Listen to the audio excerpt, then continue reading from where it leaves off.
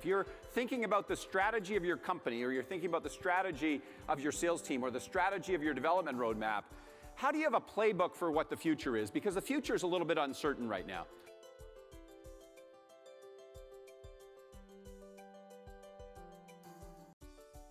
What the book is about, fundamentally, is the business model shift of high tech, what we call consumption economics. Because the way technology is being consumed in the future is different than the way it's been consumed in the past. And when business models shift, they have incredibly profound consequences. Much more important than any of the things happening on the surface are those business model shifts that happen below the surface. Because when customers start buying things in radically different ways, some companies are uniquely advantaged. If you're there early and you're there well, you're advantaged. If you're there late or you're there poorly, you are dramatically disadvantaged, right?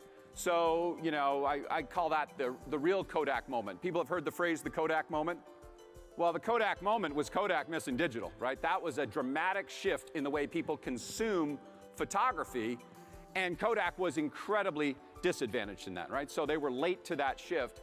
And if you think about the other end, you think about the shift in the music industry of going, we used to buy albums, right? Do people remember buying albums? I remember cassette tapes and albums, and used to buy all the songs at once. So the business model shift in the music industry was we're no longer going to buy albums. We're just going to buy the songs we like on the albums. And who was obviously uniquely advantaged in that shift? Apple.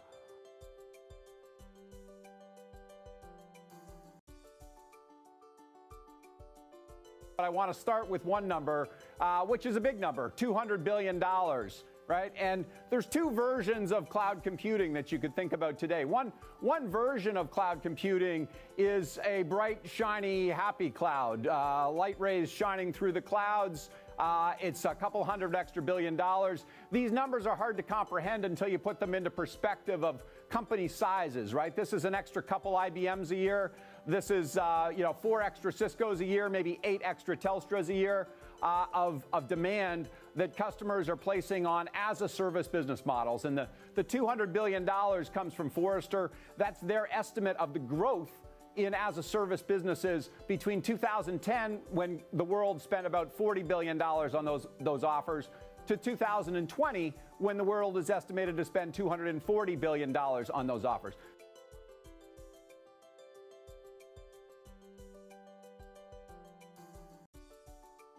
That's kind of our industry today, is we're defending the indefensible. We're defending a business model where the cards are stacked in favor of the vendor and they're not stacked in favor of the customer. And that's why this transition is underway, and that's why this transition is going to be so profound.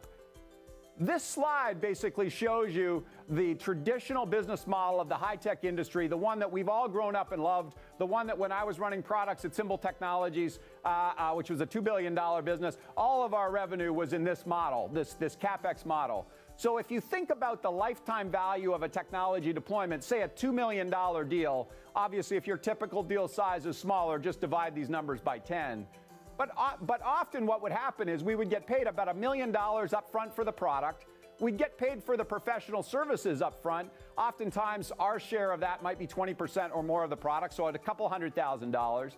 And usually we'd get paid the first year maintenance as well up front, usually another 20% of the product revenue, so another couple $100,000. So right up front in this traditional model, it was pretty good business for us, which is we had about 70% of the money, about $1.4 million out of the lifetime value of a deal, of a $2 million deal, right up front.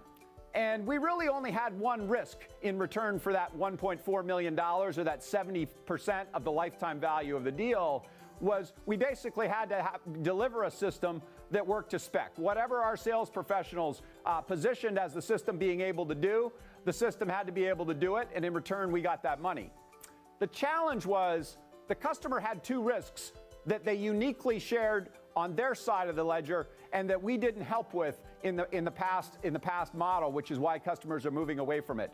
And the two risks is, number one, adoption. And I don't just mean adoption, did the telepresence ever get turned on, did the WebEx ever get used? I mean, did the average user on the average day use the full feature set that would make them more productive in their job, right? So full adoption of the advanced capabilities of the solutions. all of the advanced capabilities of the phone in a UC deployment or WebEx or telepresence in a video or web collaboration environment. So that's the first risk, and the customers uniquely bore that risk. The second risk that the customers uniquely bore was the risk of business value capture. Even if they got the adoption, even if they used all the advanced features of the telepresence system or the WebEx system or the UC system, did they achieve the business case that they set out to achieve, right? And you can say, well, we really cared about that. We cared whether customers got adoption of our technology, and we cared whether they got business value out of the adoption. But we were not actually paid to care, meaning we had all of the money up front and we had no real incentive over time to stay involved. So our sales professionals got their commission check, and what we trained them to do is, if you don't have more money to spend this quarter to drive by, what we call drive-by selling, is go find the next deal. Our services professionals are trained and incented to basically fix things that are broken. That's why I'm on a service contract. But if it's not broken, frankly, they're trained not to spend any time with customers and help them with adoption or business value capture. And our professional services people, our consultants, you can imagine, well, maybe they care. Maybe they care about adoption or business value capture. And the reality is all of their incentive systems force them to pursue billable work. And once the $200,000 worth of billable work is done, it's kind of like, here's your hat, what's your hurry? I'm on to the next billable engagement. So this was great getting while the getting was good, as it were, right? If we could have stuck with this business model, if there were not other options in the market, customers, would have been stuck with this business model, and we would have frankly been happy with that. The reality is, with as a service, a new business model has been introduced to the world. And what this is causing is, metaphorically, the explosion of these blue dots. These blue dots are no longer big blue dots that we as enterprise sellers or commercial sellers can go and pursue. These are little dots of revenue that cumulatively probably result in a deal size about the same size as the original $2 million deal. In fact, from the analysis we've done, in an as-a-service world over the life cycle of a technology deployment, the total amount of revenue is not far off. But what it does is comes in much smaller chunks. And you can say, well, customers could have done this in the past. If they wanted to spread their payments out over time, they could have leased the equipment or they could have leased the technology in the past. But this is not about spreading the payments. This is about spreading the risk. This is about saying, I want you as my technology provider to own all three risks with me. The risk that the system is up and available and works to spec, the risk that my users fully adopt the advanced capabilities of the platform, and the risk that I receive the business value that you committed to me when you sold me the platform in the beginning. And if I don't get it, my solution as a customer is those little dots on the right-hand side of the slide. I'm not going to pay you those little dots on the right-hand side of the slide. I'm going to go to another vendor that can deliver. And if you happen to work for Siebel in the software industry, you saw Salesforce come in with the model B, if you will, the OpEx model, and eat your lunch. And obviously Siebel went away and became part of Oracle over time. So that's rule number one, if you will, is this shift in risk from the customer to the vendor, and much more of a partnership, much more of a strategic partnership between vendor and customer in the future, we believe.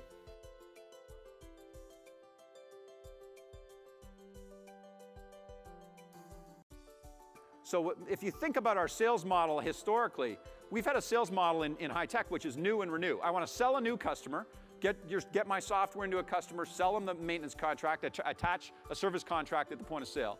And so that's one selling motion. And then I have a renew selling motion, which is whenever that service contract comes up for renewal, I want to renew those at really high margins and really high rates. That's how we all made our money. That's how I made my money when I was at Symbol, right? New and renew. Well, you can think about a new sales model for this world, which is what we call land and expand. Because really what you're trying to do is land in as many places, as many logos and as many deployments as you can with your offer, but it's really an option on revenue. The expand selling motion is where all of the value is.